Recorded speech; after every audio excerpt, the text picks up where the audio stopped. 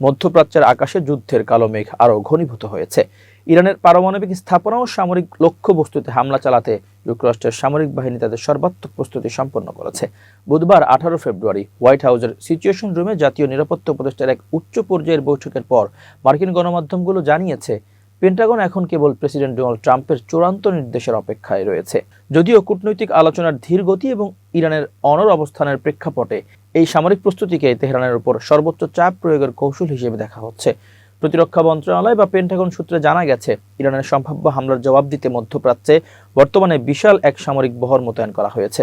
USS Abraham Lincoln বিমানবাহী রণতরী ইতোমধ্যে ওই অঞ্চলে অবস্থান নিয়েছে এবং এর সঙ্গে যুক্ত হতে দ্বিতীয় রণতরী ইউএসএস জেরাল্ড ফোর্ড পশ্চিম আফ্রিকার উপকূল হয়ে দ্রুত মধ্যপ্রাচ্যের দিকে এগিয়ে আসছে। এছাড়াও 50টিরও বেশি আধুনিক যুদ্ধবিমান এবং রিফুয়েলিং ট্যাঙ্কার বিভিন্ন কৌশলগত ঘাঁটিতে প্রস্তুত রাখা হয়েছে।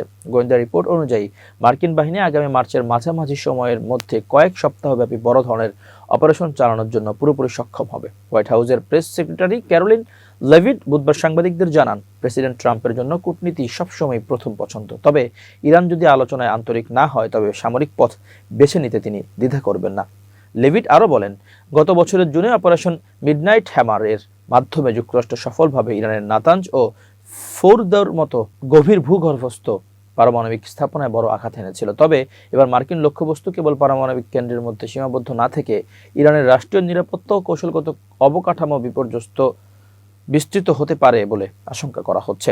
এদিকে ইরানের সর্বোচ্চ নেতা আয়াতুল্লাহ আলী খামেনি যুক্তরাষ্ট্রের এই সামরিক হুমকিকে গুরুত্ব না দিয়ে কঠোর হুঁশিয়ারি উচ্চারণ করেছেন। সামাজিক যোগাযোগ মাধ্যমে তিনি এআই নির্মিত একটি প্রতীকী ভিডিও পোস্ট করেছেন, যেখানে মার্কিন রণতরীকে সাগরে ডুবে দেওয়ার চিত্র ফুটিয়ে তোলা হয়েছে।